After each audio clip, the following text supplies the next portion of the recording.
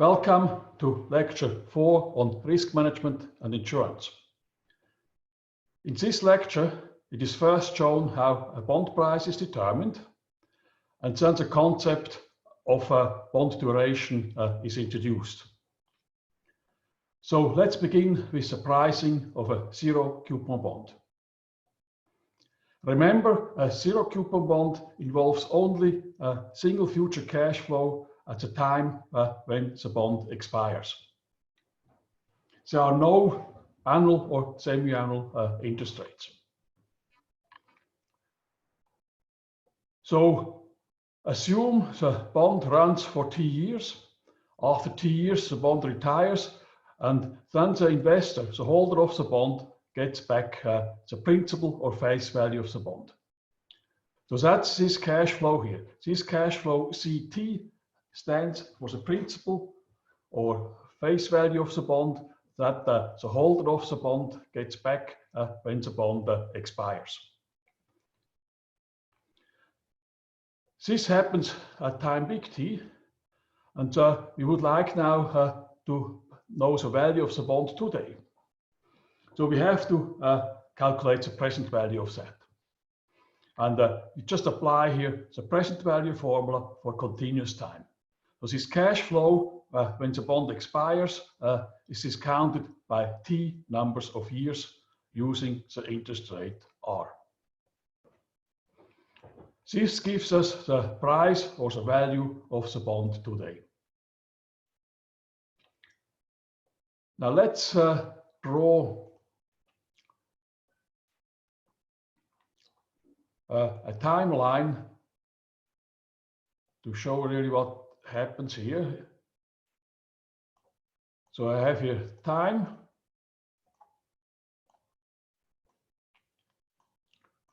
The investor buys the bond at time 0,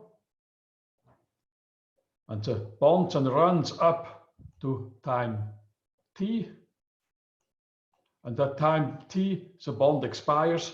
The investor gets the face value of the bond. Now this cash flow at time T we now indicate by CT. And we would like to know the value of the bond today, the price of the bond today. So simply we have to calculate the present value. So that's what I do here with the present value formula for continuous time.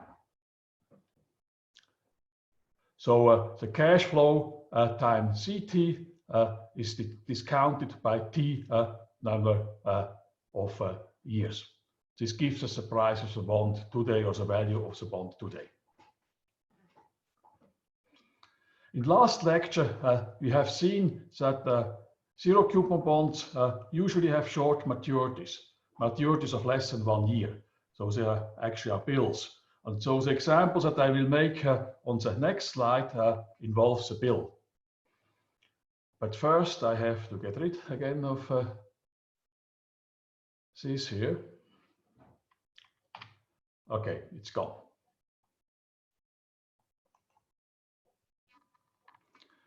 So let's look at the treasury bill. The bill runs for 3 months, for 90 days. So the investor buys the bill today, pays the face value of $100. And then the bill runs for 3 months, and the return on the bill is assumed to be 5%.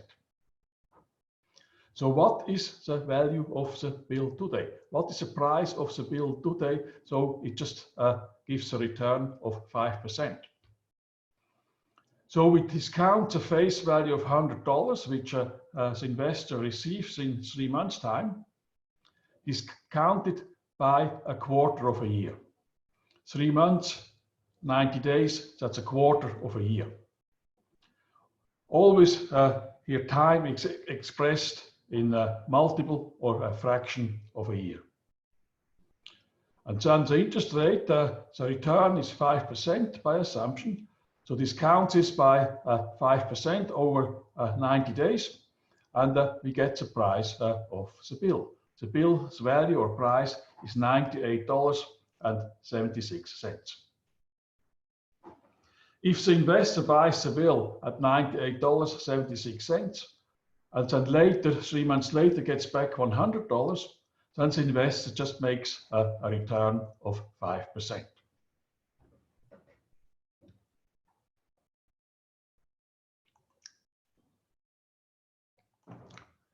And then something important, note, when the return on the bill increases, then the price or value of the bill declines. We do here the discounting, so I have here a negative power. So a higher return implies a lower value or a lower price of the bill. And that's naturally easy to understand. You see, if the investor can buy the bill at 98.76 and then 3 months later gets back 100, this implies a return of 5%. Now, if the investor can buy the bill cheaper, let's say at 97. So, and again, gets later back 100 in 3 months' time. So obviously the return is now more. The return is now $3 and not just $1.24. So a lower price of the bill implies that the investor gets a higher return. So the return and the price or value of a bill are inversely related. That's a very important consideration, and it applies to all formulas on pricing, on bills, on bonds. We will also do the bond pricing, and we will again see that the bond yield and the bond price is actually inversely related. Now, a treasury bill is very short term. In this example, 90-day bill. In that case, interest compounding does not matter much. So you could also use here simple interest. In all the textbooks, or even today, treasury bills are valued using simple interest. You do the discounting with simple interest. But in modern finance book, quite often they now use this continuous compounding. For example, in the Hull book that I'm sometimes referring to, they use continuous compounding. So I follow here some modern practice. But simple interest will give you virtually the same result, because interest compounding does not matter much if you just deal with 90 days. Naturally, interest compounding matters if you have a 30-year treasury bond. Then the compounding is very important. But for short terms, simple interest is good enough. So again, let's get rid of this before we go into the next slide.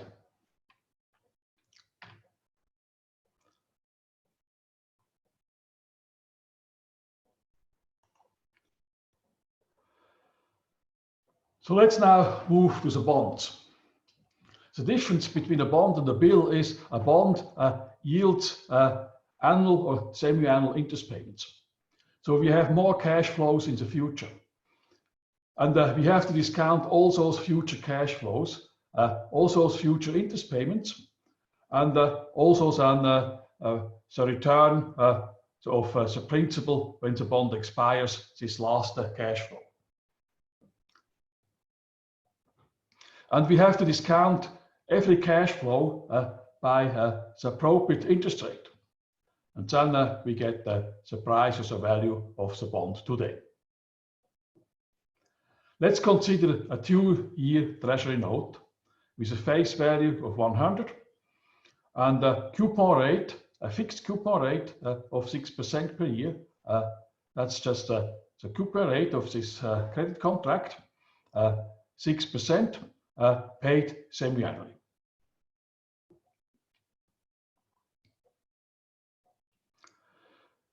And let's now assume that the yield curve, the so-called yield curve, is upward sloping. So when you invest your money for 1 year, you get a return, an annual return of 5.8%. If you invest your money for 2 years, then you get an annual rate of 6.8%. So you get 6.8% in the first year, and then you get another 6.8% in the second year. So those interest rates here are expressed in annual terms. If you invest your money, let's say only for half a year, then the interest payment is 5%, but again in annual terms. So over half the years, and you get about half of those 5%. So you see here, this yield curve is upward sloping. If you make investments longer term, you get a higher annual return on the investment. And this you can plot here and with a graph. So down here I have the maturities, half a year, 1 year, 1/2, 2 years. That's this here. And then for half a year, the return, the annual return on an annual basis is 5%. For 1 year, the annual return is 5.8%. So I just plotted here. For 2 years, the return, the annual return is 6.8% per year. So when you lock in your money for longer terms, when you invest your money for longer terms, you get here higher annual interest rates. So that's what the yield curve shows. And we can quite nicely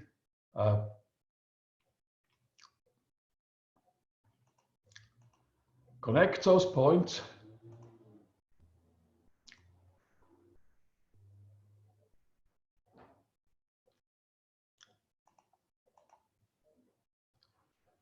So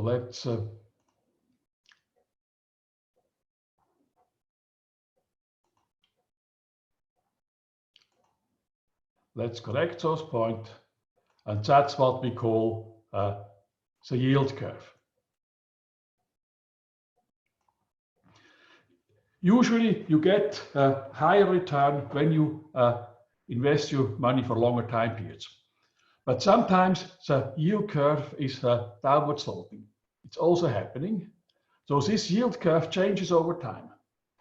And it's happening sometimes that the yield curve is downward sloping. So actually when you invest your money longer term, the annual return will be lower. If you look back over the past 100 years, I would say in about 70, 80 years, the yield curve was upward sloping, and in about 20, 30 years, the yield curve was downward sloping. So it happens quite often that the yield curve is downward sloping, but it happens more often that it's upward sloping.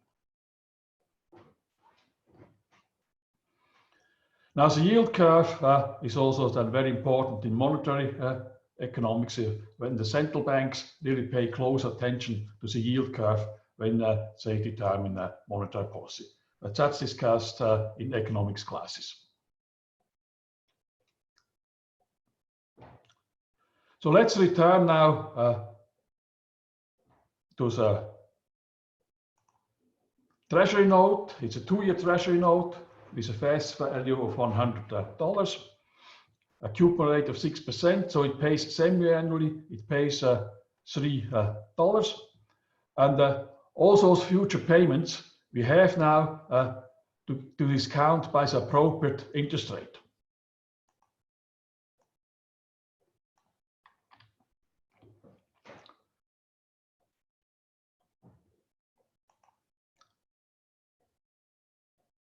So here I have the present value formula for this treasury note.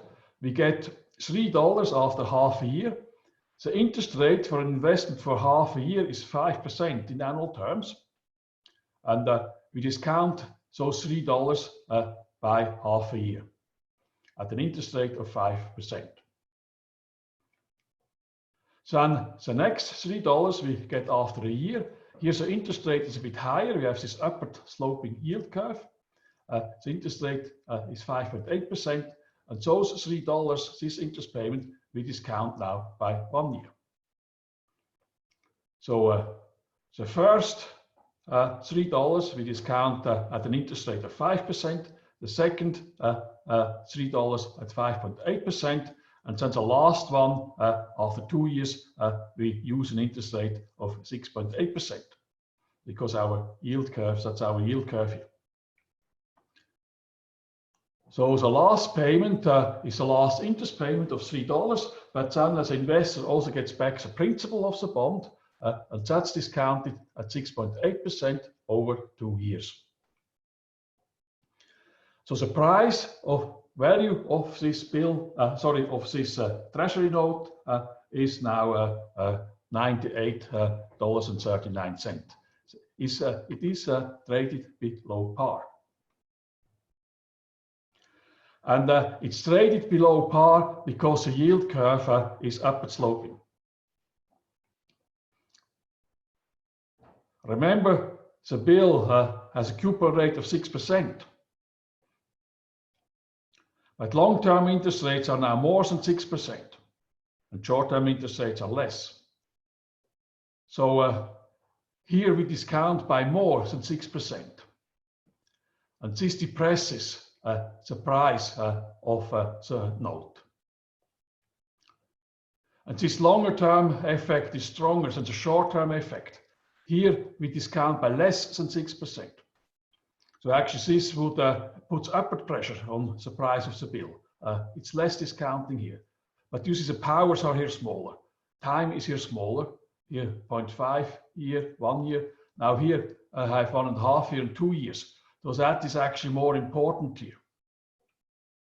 So the negative effect dominates the positive effect on the price of the note of the reduction of the short-term rates.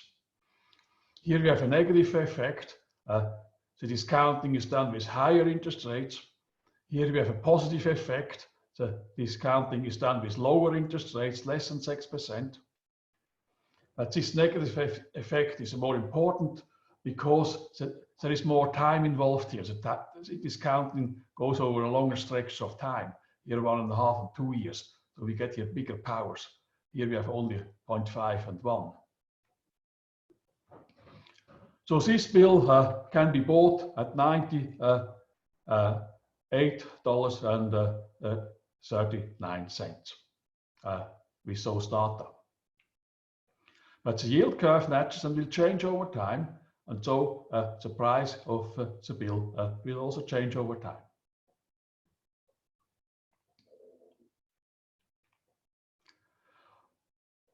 Now the bond yield. So we have discussed here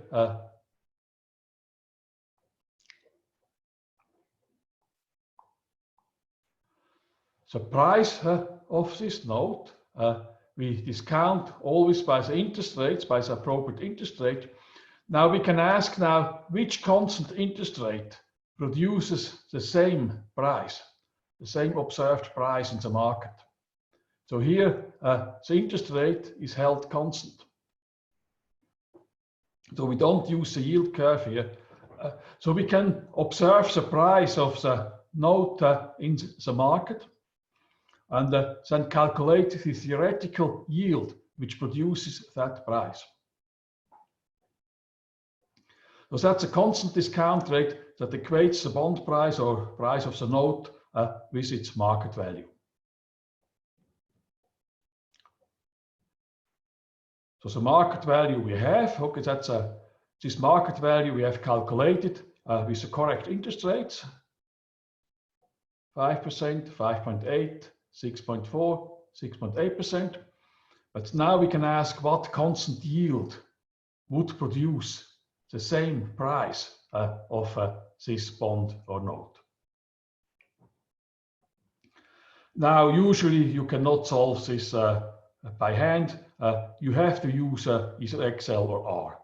You see, in a very, very simple example, you can solve it by hand, but you have to go to Excel or R and calculate this return, this yield. This yield is also, in investment analysis, this yield, this constant yield is also called the internal return of an investment. So that's not just applied to bond pricing, it is applied to other types of investment. If you invest in a factory, invests into a machine, and so on. And Excel has a special function for the internal rate of return. And also you will find one in R.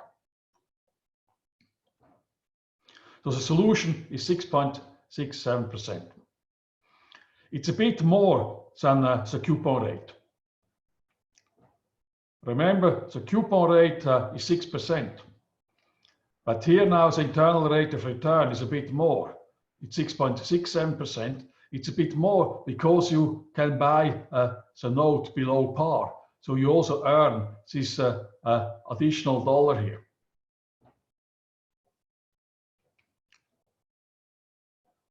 Okay, $1.61. So you have the interest payments. On top of it, you earn $1, a bit more than $1, because you can buy the bond below par. So in the end, the return is not just 6%, but it's a little bit higher because you can buy this bond or note cheaply.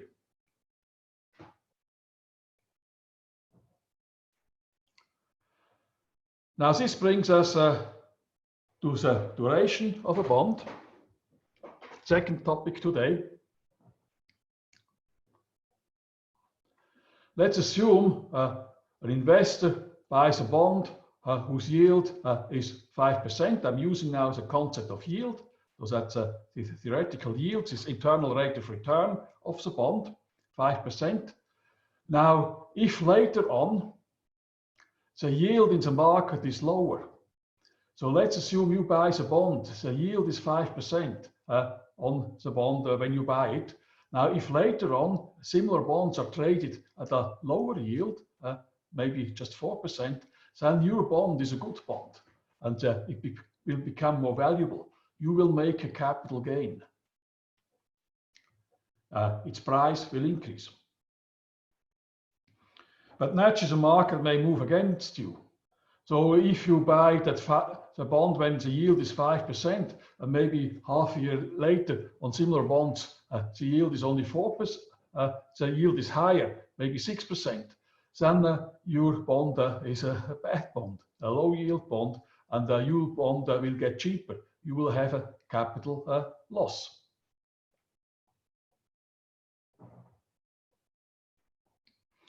So the bond yield and bond price are inversely related.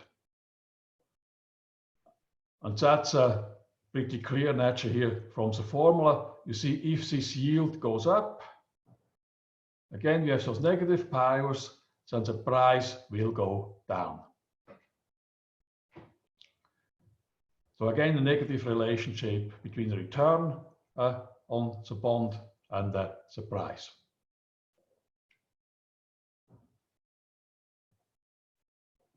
And this effect will be strong if the bond has a long duration. So we have now to calculate this duration of the bond. We have to look at this duration. Don't confuse the duration of a bond with its maturity. It's related, but it's not the same thing. So let's begin here again with the price of a bond. It's just the present value of all future cash flow. So future cash flow run from time 1 up to the expiration date of the bond, time big T. So initial cash flow are just interest payments. And then the last cash flow also includes the principal plus the last interest payment. And you just simply discount this by the yield now, by this interest rate which now represents the yield. This gives you the bond price. So it's again the present value calculation.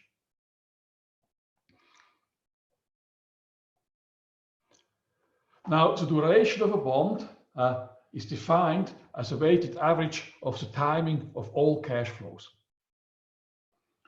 So you have here the time interval when as an investor receives the cash flow, after 6 months, 1 year, 1.5 years, 2 years, and so on if it's longer term, if it's a longer term bond. So here's the timing of the cash flows, and then you give a weight to each cash flow. Naturally, the last cash flow, which also involves the principal, should have a higher weight than just the smaller interest payments. Also, cash flows which are far away will be discounted stronger, so they should have a lower weight. Now, the weight that we give to those times is just the discounted cash flow as a proportion of the bond price. So you have the bond price here. You have the cash flow at time t, maybe that's an interest payment at time t. You discount this interest payment, and that's now the weight you assign to this time interval t.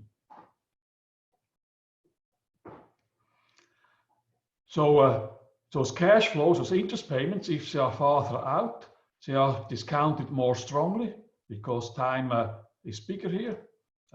So stronger discounting, and those are weights actually are declining for cash flows which are farther out.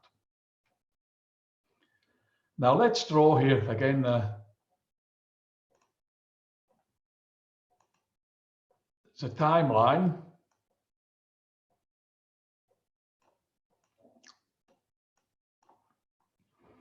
So we have here time. The investor buys the bond at time 0. The bond runs up to time big T.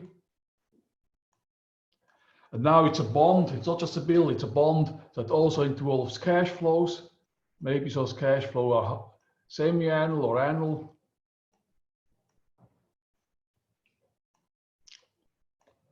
You get those cash flows up to the expiration day of the bond. And at the expiration day of the bond, you get the last interest payment. And on top of it, you also, the investor gets back the face value of the bond. So if you, also those cash flow I simply call CT.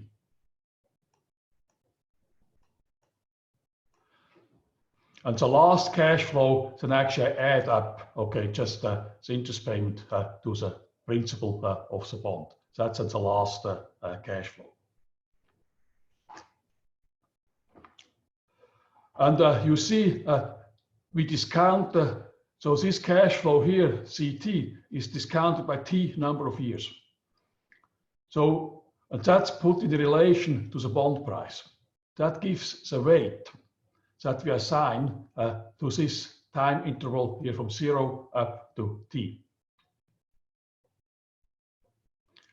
So we calculate the average time that we get the cash flows, and we give, we calculate the average time, and to the times we give actually weights, and the weights are declining because we have here more and more discounting. So this power is increasing. So if it's farther out, then an interest payment this time here receives a lower weight. So you get the average time here. The average time interval may be something like this here. So that's the average timing of the cash flows. Just those time intervals here summed up and calculated, summed up, and giving weights, declining weights if they are farther out. So it's the average time the investor receives the money from the investment. So that's what we call the duration of the bond. The maturity of the bond is here. The maturity of the bond is just the expiration date. So a 10-year bond may have maybe a duration of only 7 years, because we get already cash flows here. So the average time the investor receives money is less than 10 years.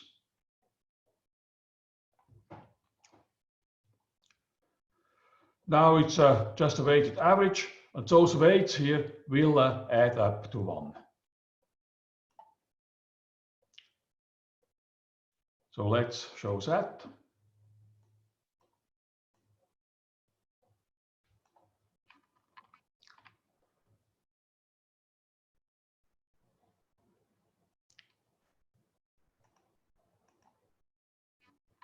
So I have here some weights. I just sum up the weights. You see the weights are here. So let's just calculate the sum of those weights. And B is a constant, that's a bond price. So I can factor this out from the sum. You know how to deal with sums. You can factor out the constants. And then here, this expression here is according to equation 24, it's just a bond price again. Go back to equation 24. Okay, that's a definition of the bond price, just the present value here. So this is just a present value of all cash flows, that's a bond price. And so actually we get 1. The weights add up to 1. So really we have here just a weighted average of those time intervals. It's the average time the investor gets his or her cash. And it's less than the maturity of a bond. So with a 10-year bond, the average time you get your money is maybe 7 years. And that's because interest payments start immediately on bonds. So that was the lecture of today. Thank you. Okay, goodbye.